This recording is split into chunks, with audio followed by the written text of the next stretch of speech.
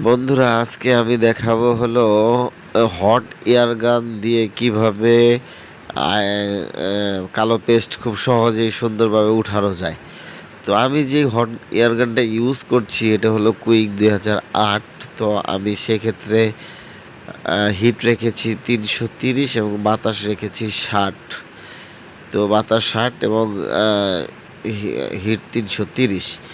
তো দেখতেছেন কিভাবে উঠাইতেছি সুন্দর করে আলতো করে আগে মানে যেখানে আপনার বল থাকে না ওই পেস্টগুলো খুব সহজেই সুন্দরভাবে উঠাইয়া তারপরে যেটার মধ্যে আপনার বল থাকবে ওইগুলো আপনি আয়রনের সাহায্যে বলগুলো করে ফেলবেন আর কি।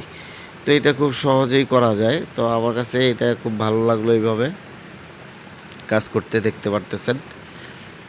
আর আরেকটা কথা হইলো অনেকে অনেক সময় হিটের ম্যানেজমেন্টটা অনেকে বোঝেন না। আসলে অনেকের একেক হট এয়ার গানে একেক রকম হিট থাকে।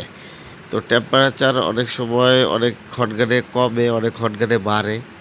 তো এইরকম। তো যারাই কাজ করবেন একটু ভালো মানের হট এয়ার গান ইউজ করার চেষ্টা করবেন। তাতে আপনার কাজের মানও ভালো হবে, কাজ করতেও আপনি খুব স্বাচ্ছন্দ্য বোধ করবেন।